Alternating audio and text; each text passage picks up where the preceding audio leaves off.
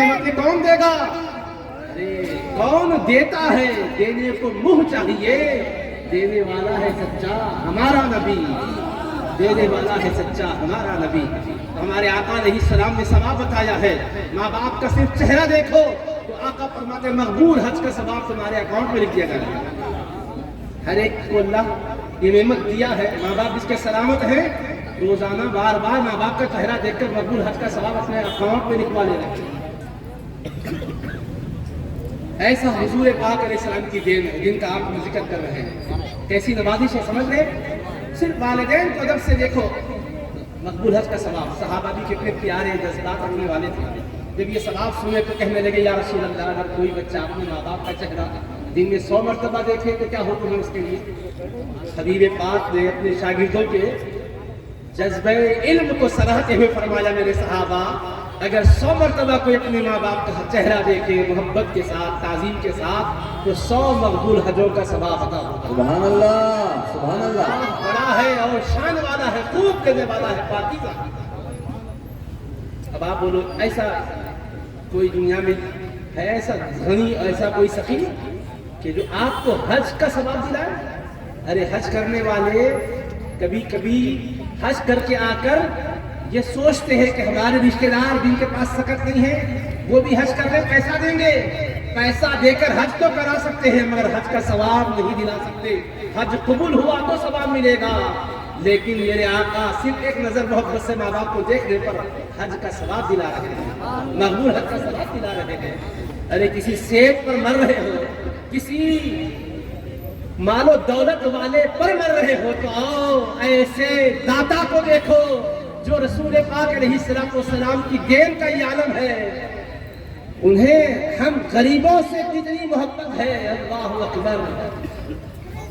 اللہ کے محبوب علیہ السلام جانتے ہیں میری امت کے مالدار کو حج کر ثواب لوٹیں گے مگر ہر کسی کو حج کے لیے اپنے پیسے جو چاہیے نہیں رہیں گے، مگر میری غریب امت اکاؤنٹ میں اپنے ثواب حج کا ذخیرہ رکھنے سے محروم نہ رہے۔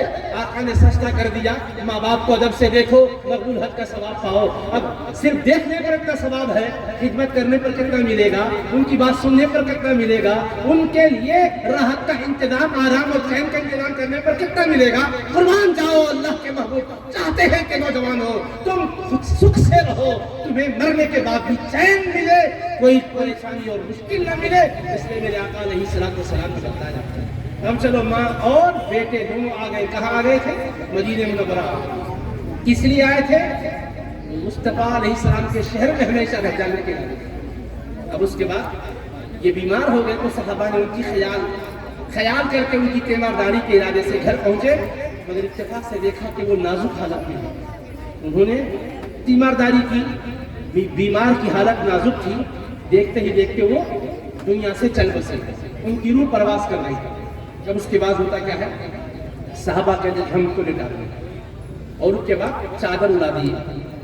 میت کے احکام کیا ہے، حقوق ہے کہ انتقال ہو گیا تو رونا تو ہے، فطری چیز غم تو ہوتا ہے، لیکن ساتھ ساتھ ہاتھ پاؤں سیدھے کر دو، روٹے باندھ دو، منہ بند کرو، آنکھیں بند کرو۔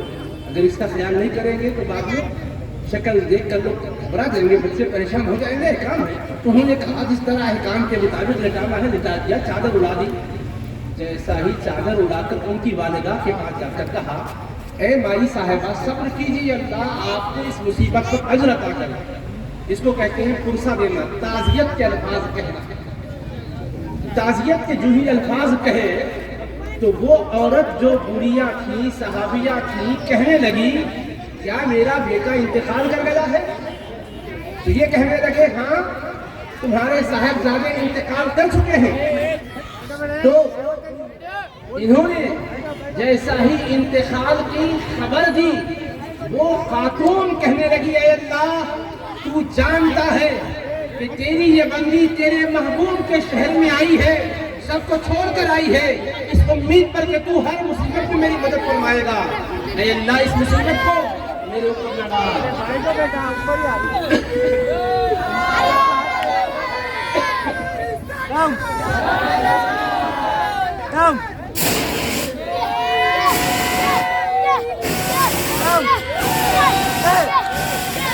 Go!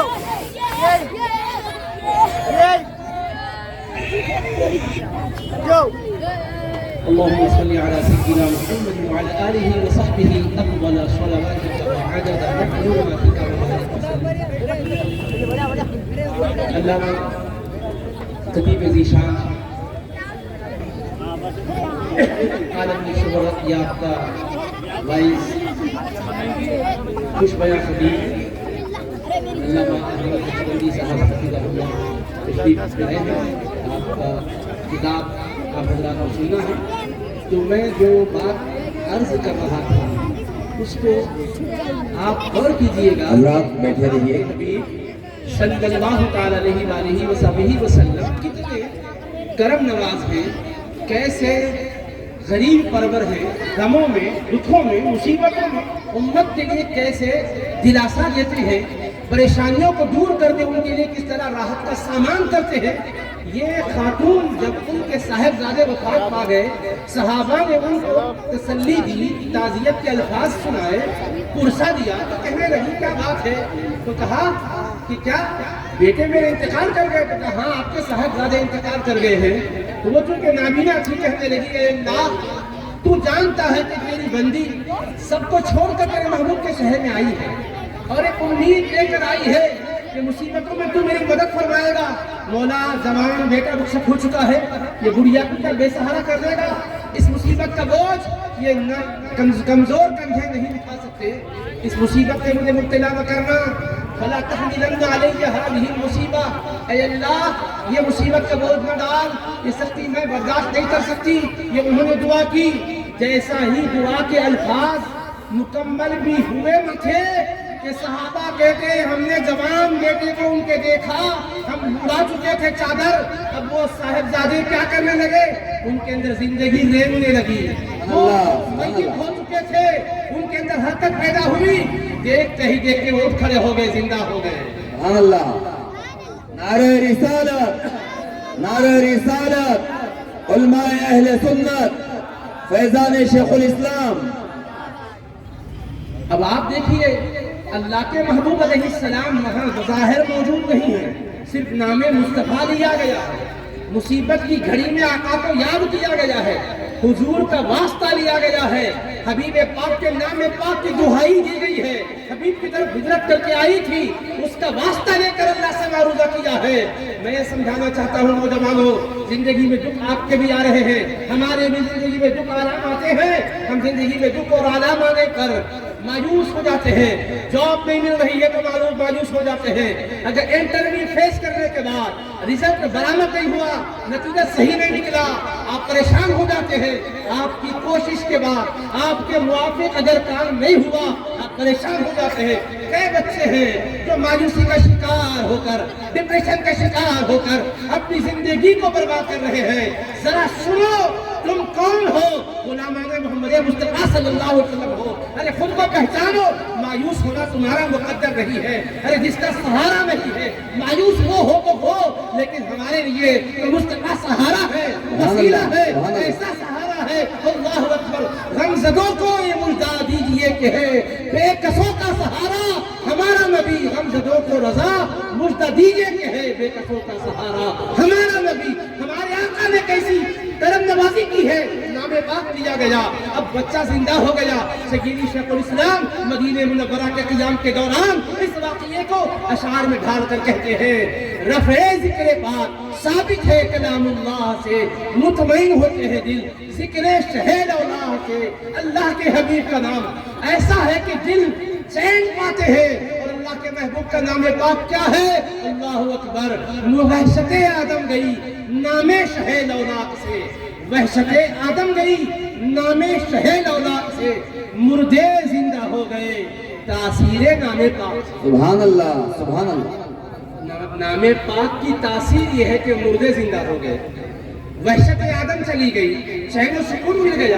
ارے پہلے والوں کو چین جس نام سے ملا ہے بعد والوں کو کس نام سے ملے گا؟ اسی لیے اپنا عقیدہ مت بدلو, ادھر ادھر کی باتیں سن کے حبیب پاک کی ذات سے اپنے تعلق کو مت توڑو.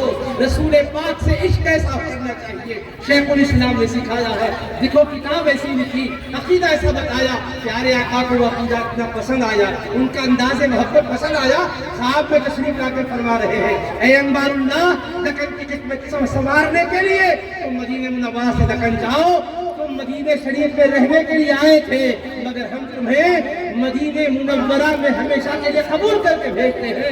جا کے دکن والوں میں عشق مدینہ پیدا کرو، محبت مدینہ پیدا کرو، مدینے والے آقا سے تعلق ان کا قائم ہو جائے، اس کے لیے تمہیں وہاں کام کرنا ہے۔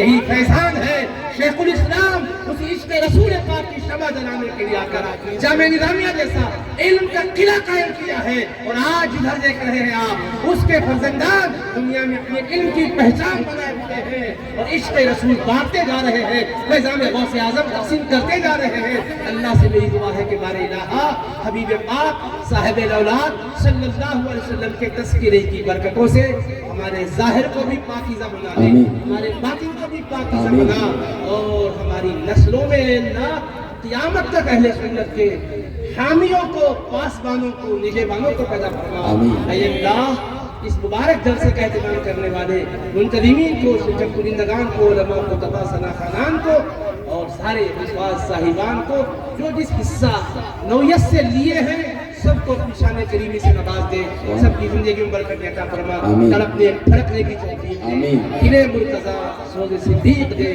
قوت عشق سے ہر پست کو بالا کر دے، دہر میں عشق محمد سے اجالا کر دے، خدایا بحق بنی فاطمہ کہ برقون ایمان غلم خاتمہ، اگر دعوت امرد تنی والقبول منودست دامان آل رسول، از کفیل خواجہ دانے نقشبند کار دنیا عاقبت محمود باد، وصلی اللہ تعالی علی خیر خلقہ سیدنا محمد وآلہ وصحبہ اجمعین، والحمد للہ رب العالمین۔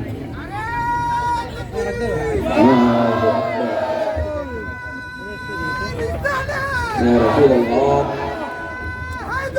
یا حبیب،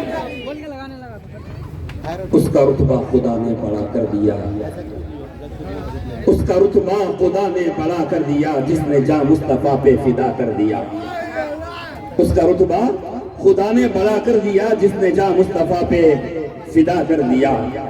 ناز کر اے حلیمہ تو اپنی تقدیر پر، ناز کر اے حلیمہ تو اپنی تقدیر پر، خدا نے تیرا چرچا صدا کر دیا، خدا نے تیرا چرچا صدا کر دیا۔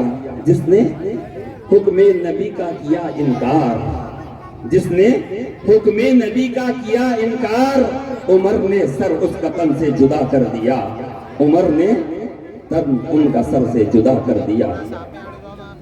احسان میرے مجھ پر میرے ہے انوار کے، مجھ پر احسان ہے میرے انوار کے، انہوں نے مجھے اپنے گلی کا گدا کر دیا، انہوں نے مجھے اپنے گلی کا گدا کر دیا۔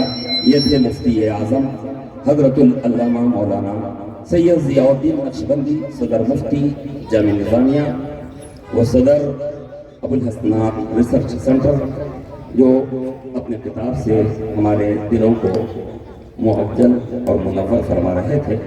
آپ کے پیش نظر اسٹیج پر شان دکن خطیب ہندوستان حضرت العلامہ مولانا محمد احمد نقشبندی صاحب جلوہ فراہم ہو چکے ہیں۔